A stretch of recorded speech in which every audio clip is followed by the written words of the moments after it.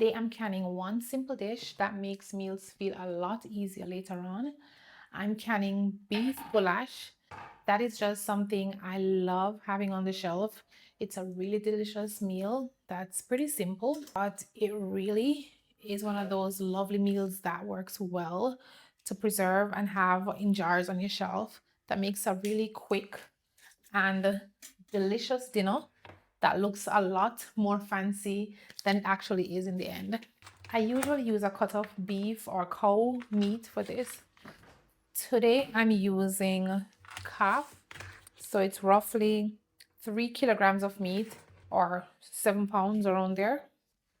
I just gave it a quick rinse with some vinegar like I always do.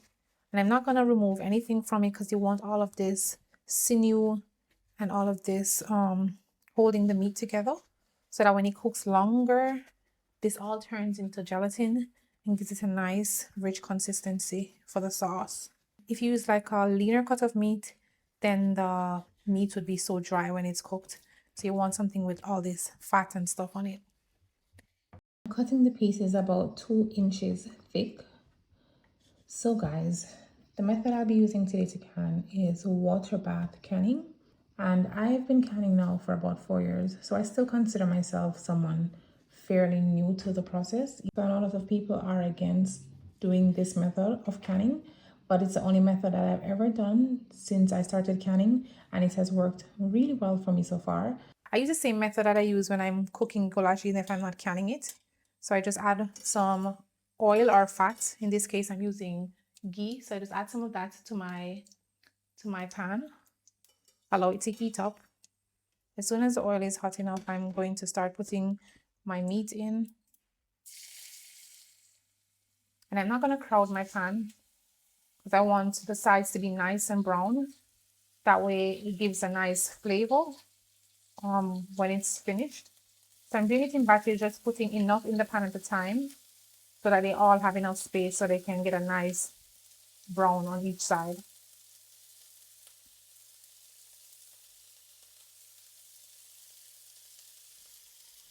This is the amount of meat I'm using. It's just a little over 3 kilograms. And after I brown the meat in this, then I'm going to transfer them to this pot where I'm going to allow them to stew for a little bit. The meat is browning so nicely. And there's a nice fond also forming at the bottom of the pan. I'm just picking them out as they are finished and adding another set to it. As long as they have a nice brown on all sides, then I'm good. You want this fond, so after we're finished doing all of them, we're going to deglaze our pan to add that also to the sauce. I put on another pan so I can do 2 batches at a time, just to be more efficient with my time in the kitchen today, because canning is a time consuming process, especially when you're water bath canning. It does take a couple hours to can, so I want to get this done in a due time so I can move on to the canning process. So anything that will make this go a lot faster. And this is what is already done, what it looks like already. But we still have a bit to go. I'll put some more ghee in my pan before adding the next batch of meat, just to make sure that nothing burns. Back to our conversation about water bath canning.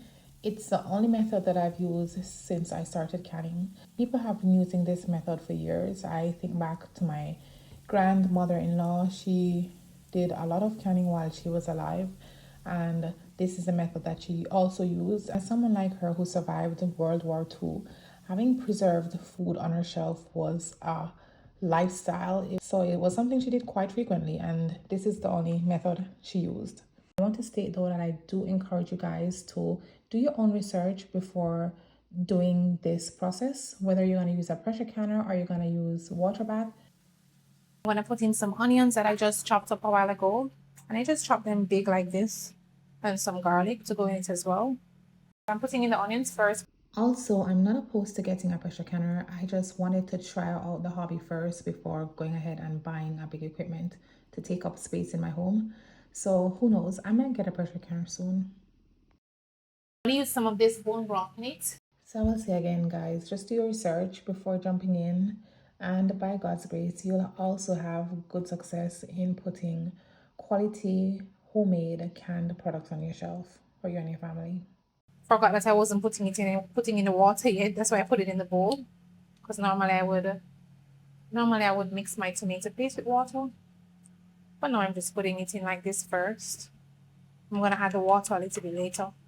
Also would say if you've never canned before, don't start with something like meat. It's a low acid food. So I would encourage you to start with something like making marmalades. Yeah, those are a lot easier to start with, or something like applesauce. That's also pretty easy. Those are high acidic foods.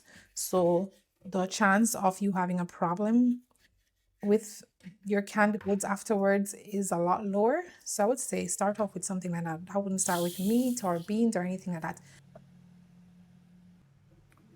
Now I just add some seasoning to it, some paprika. Just putting a little bit so that the meat flavor comes through and not all this seasoning. A little bit of black pepper.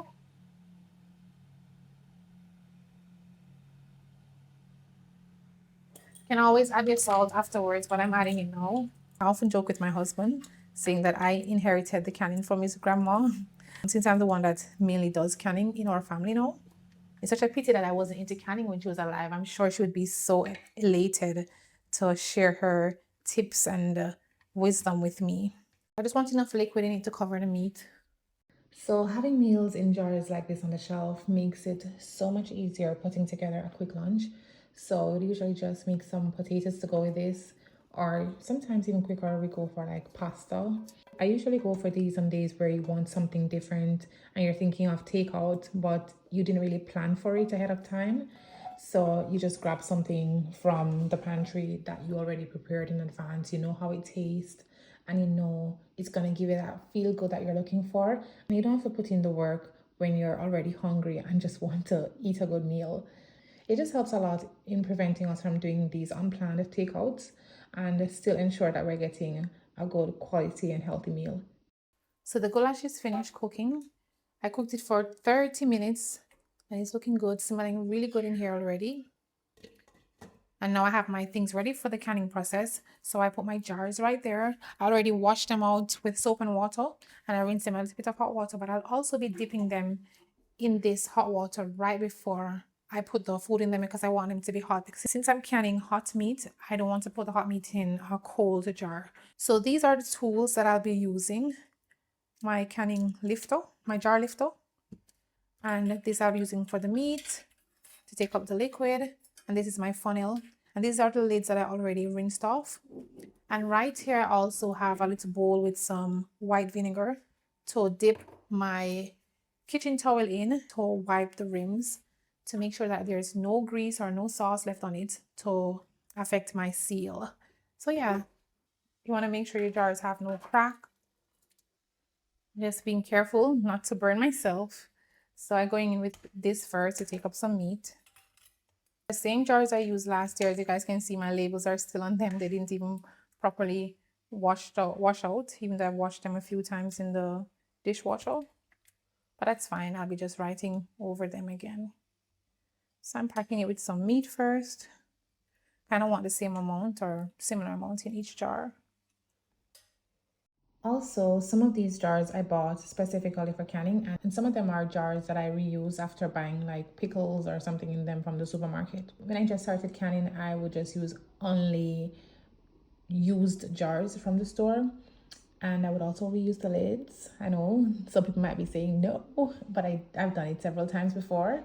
Please don't come for me. But recently I've been buying more lids and more jars. So these are all fresh lids. I tend to just use my lids once. Yeah, I reuse them, but not for canning again. I would just, if I want to put some soup in the freezer, I would use a previously canned jar lid to cover those or to just put things in the fridge.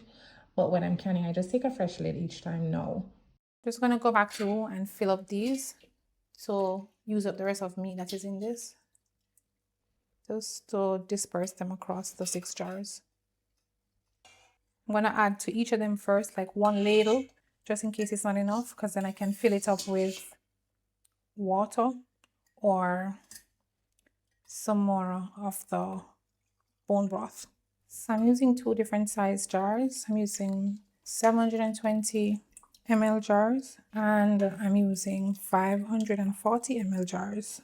Now that all of them have broth in them, just going back over and filling up the extra space, leaving 1 inch headspace.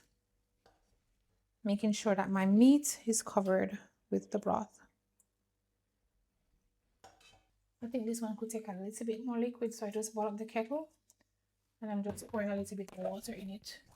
Not a lot so it changes the flavor, but just a little bit right here. And I'm just going in and debubbling them. I'm just using a chopstick. You don't want to use something that's like stainless steel. Okay, you don't want to potentially crack your glass. You just use something wooden or something plastic, or you can get a proper debubbler if you want to. I'm going to clean the rim of these jars with this clean kitchen towel. You can also use a paper towel, and I'm using white vinegar. You can also use just boiling hot water. I've done both before and the results are equal. Now it's time to close up these jars. Just making some space here. I just dipped these a while ago in the hot water, the boiling hot water, and put it on it and close it. I don't over tighten them or anything like that. Just make sure that they're sealed.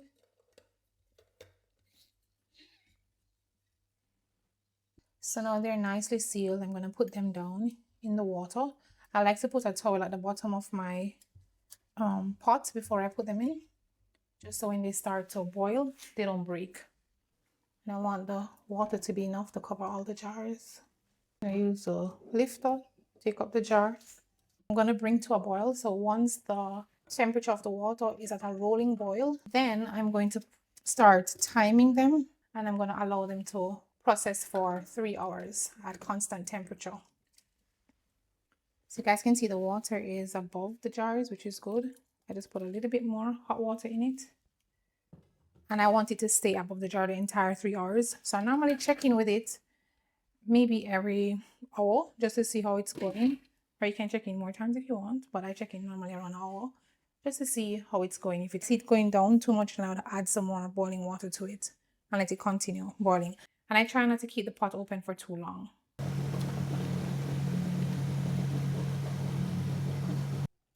So I just turned this off.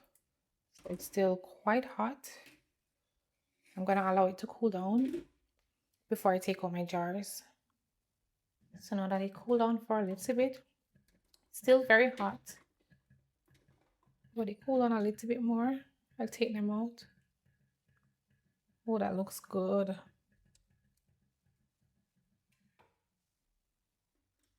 That looks good already.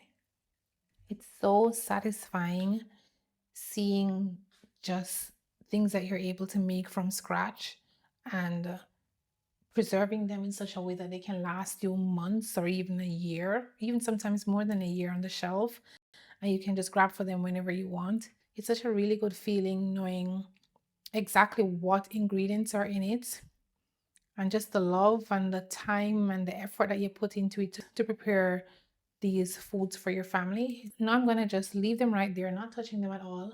Let them settle until they completely cool down. More than likely, I'll check them back tomorrow. So it's now the next day and the jars are completely cooled. So I'm just using a damp towel to wipe the calc from them. So delicious. I only have like one of these left on my shelf from last year's batch. So I'm very excited to be adding more to it. And I also check to see that all my lids are sealed, and I know that when they're sunken in like this. So if I tap on them like this and they start to go a popping sound, that tells me that they're not sealed. So I would not put this on the shelf. I'll just pop it in the fridge and eat it within the next couple of days. But these are all sealed. The lids are all sunken in, and when I open them, they'll make a pop sound like when you buy it at the grocery store, and then this sunken part will pop up so you'll know that it's opened. And I usually just put the month and the year. This one had a teriyaki chicken in it, and I can still see it peeping through with the white marker here, but it doesn't matter. I know what's in it. So I just wrote over it nonetheless. And yeah, I'm just going to put it on the shelf like that. So they're all done, looking good. And I'm just so grateful, so happy that I was able to get some new jars of goulash up on the shelf.